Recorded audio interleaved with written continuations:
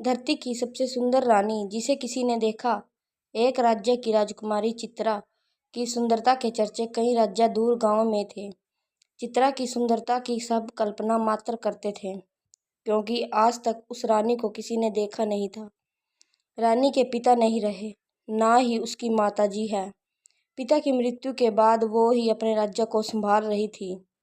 वो रोज एक सभा लगाती थी और उस सभा में सिर्फ उसे देखने के लिए दूर दराज के गांव से कई लोग आते थे। कई राजकुमार और राजा भी चित्रा को देखने आते थे।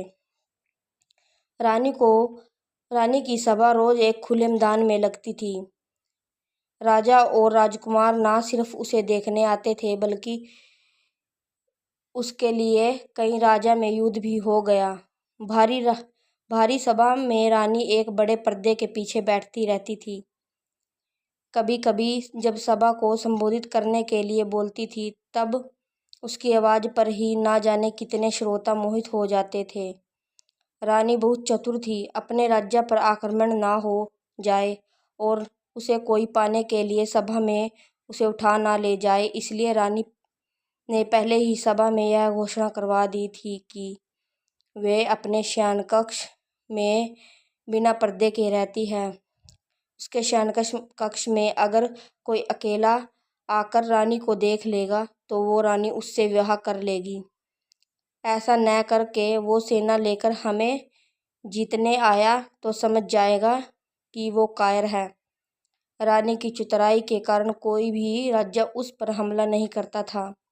रानी का शयन कक्ष किसी मधुमक्खी के छत्ते से कम नहीं था। कोई भी रानी तक अभी तक पहुंच नहीं पाया। हर रात कई राजकुमार और साधारण व्यक्ति कोशिश किया करते थे, लेकिन अगले दिन देह में प्राण नहीं बचते थे। कोई भी रानी के शयन कक्ष तक जाने वाले चक्रों को भेद नहीं पाया था। और महल में रानी का कक्ष कहाँ है, किसी को आज तक पता भी नहीं चला था। रानी के सैकड़ों पहरेदारों की नज़र से कोई भी नहीं बच पाया था। बस रानी की सुंदरता सबकी कल्पना में ही थी। रानी के लिए ना जाने कितनों ने अपने प्राण गंवा दिए, लेकिन कोई भी रानी की सुंदरता को नहीं देख पाया। उसी राज्य में एक युवक था जिसका नाम था सरस। युवक बड़ा ही साधारण था, लेकिन बुद्धिमान था। उसे इस तरह की एक स्त्री के लिए लोगों को मरना बड़ा दुखी करता था। वो कई को समझाता भी था कि दिन रात एक अनदेखी रानी को इतना चर्चा करना बेकार है, लेकिन शायद ही वो किसी को समझा पाया। एक सुबह उसके गांव का एक नवयुवक रानी को देखने की चेष्टा में अपने प्राण गंवा बैठा। वो युवक सरस का मित्र भी था। उस दिन वो बहुत रोया और मन में बस एक ही विचार कर रहा था कि इसका अंत कब और कैसे होगा। फिर युवक ने पूरी रात्रि विचार किया। सुबह वो रानी की सभा के बाद पहरेदार के प्रमुख से मिला और कहा कि वो भी रानी की सेवा में सेना में शामिल होना चाहता है। उस प्रमुख ने उसे कहा कि वह तुम्हारे बस का काम नहीं है। तुम्हें देख ही मैं जान गया कि तुम युद्ध के लिए बने हो। सरस बोला, वो उसी किसी भी काम के लिए रख लीजिए। सरस बोला कि वो अच्छा भोजन बना सकता है और पहरेदारों को रात्रि में अन्न पानी तो चाहिए ही होगा। वो जी जान से सेवा करेगा। इस तरह की बातें करके वो सेना के लिए भोजन पानी का प्रबंध करने वाले समूह में आ गया। करीब 6 माह तक वो मन लगाकर सेवा करता रहा। इस दौरान रानी को देखने की चाह के लिए युवक भी आते रहे और अपने प्राण गंवाते रहे। फिर एक रात्रि लगभग 2 बजे उसने रसोई में खीर बनाई और सभी पहरेदारों को वो खीर वितरित की। कई ने मना किया कि उन्हें सचेत रहना, लेकिन उसने कहा कि आज कोई नहीं आने वाला, क्योंकि रात चांदनी है और कोई मूर्ख ही आज आएगा। सभी पहरेदार को उसने खीर खिला दी। खीर खाने के कुछ समय बाद सभी मूर्छित होकर गिर पड़े।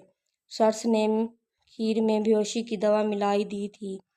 सर्स अब रानी का कक्ष ढूंढने लगा। 6 माह से वो यहाँ है, लेकिन इतना सख्त पहरा और पाबंदी है कि उसे भी आज तक नहीं पता कि रानी का किस कक्ष में सोती है। कुछ समय बीत जाने के बाद सर्स को अब चिंता होने लगी, क्योंकि नशे की दवा का असर भी कभी भी समाप्त हो सकता था।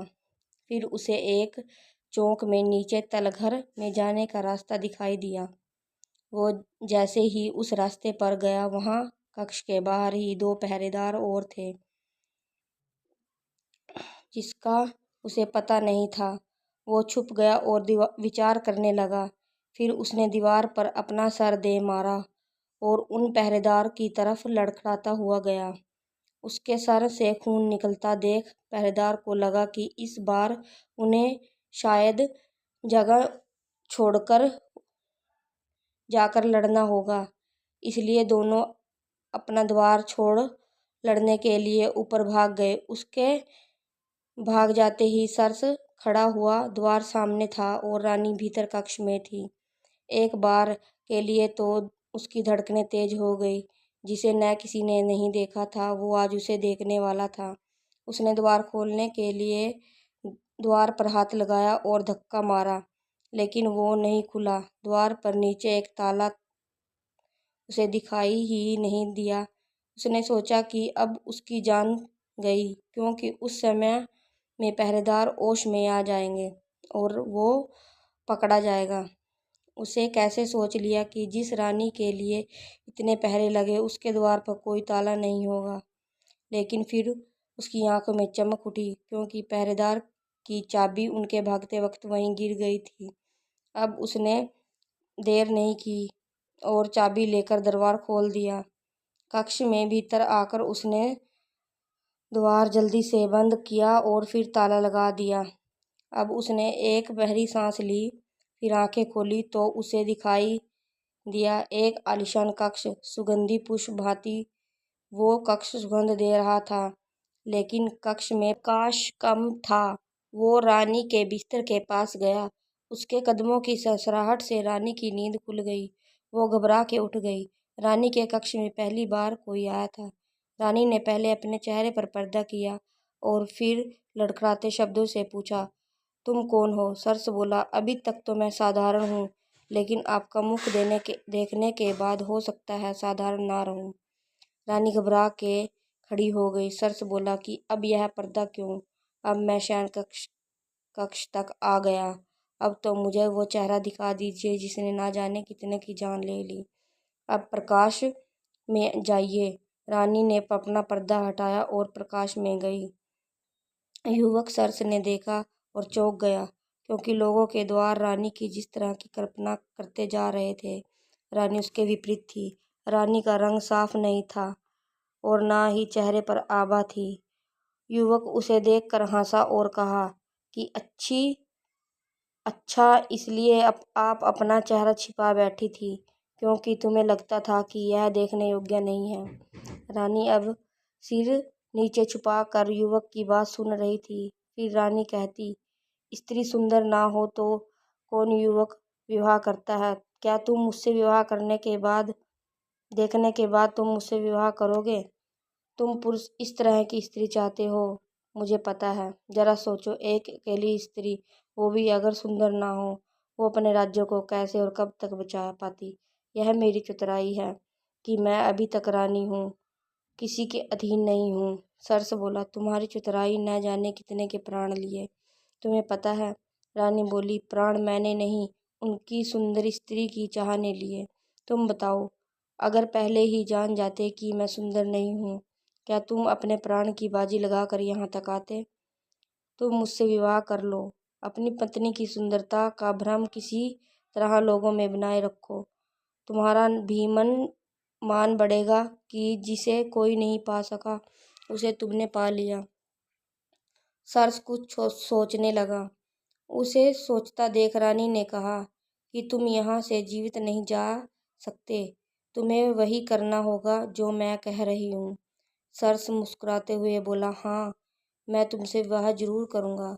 रानी उसकी बात सुनकर खुश हुई, लेकिन खुशी ज़्यादा देर तक नहीं रही। सर्स ने एक कपड़ा निकाला और रानी के मुंह पर रख दिया। रानी बेहोश हो गई। सर्स रानी को उठाकर महल के गुप्त द्वार से होता हुआ पास की अपने घर में ले गया और वहां ले जाकर उसे बांध दिया। सर्स जल्दी से फिर अपने घर से राजमहल में आया और कुछ पहरेदारों को होश आ गया था। वो भी उसे बचाता हुआ लड़खड़ाता हुआ उसके पास गया।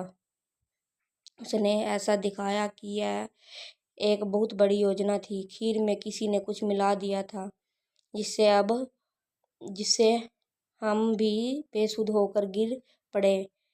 राजमहल में मंत्रीगण रानी के कक्ष में पहुंचे। रानी वहां नहीं थी। रानी को कोई ले गया। उन्होंने सुबह राज्य में घोषणा करवा दी कि रानी को जो भी ले गया हम उसे अपना राजा मानते हैं। रानी को लेकर वापस महल में आ जाएं। सर्स अब राजमहल से जब अपने घर वापस गया तो उसने रानी को खोल दिया और उसे भोजन दिया। रानी ने कहा, तुम अब जीवित नहीं रहोगे। तुमने मुझे यहाँ बंधक बनाया है। सर्स ने कहा कि अब तुम मेरी पत्नी हो। तुम्हें यहीं रहना होगा मेरे साथ। तुम्हारा यही प्रायश्चित है। रानी बोली कि वो अभी यहाँ से जा रही है। सर्स ने बोला, जाओ, लेकिन जल्दी वापस आना।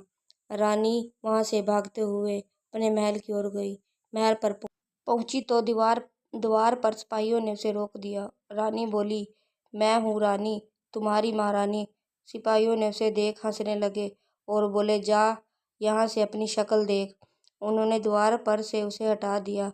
रानी को समझ आ गया था कि सर्स ने चतुराई से उसके साथ यह खेल खेला है। रानी को किसी ने नहीं देखा, इसलिए वो कुछ भी करे उसे कोई नहीं पहचानेगा। वो वापस सर्स के पास लौट गई। सर्स ने उसे कहा, आइए, आ गई, चलो अब कुछ खा लो। रानी वहीं रहने लगी और दिनचर्या से काम करने लगी। महल में अभी तक किसी को नहीं पता चला कि रानी कहाँ गई।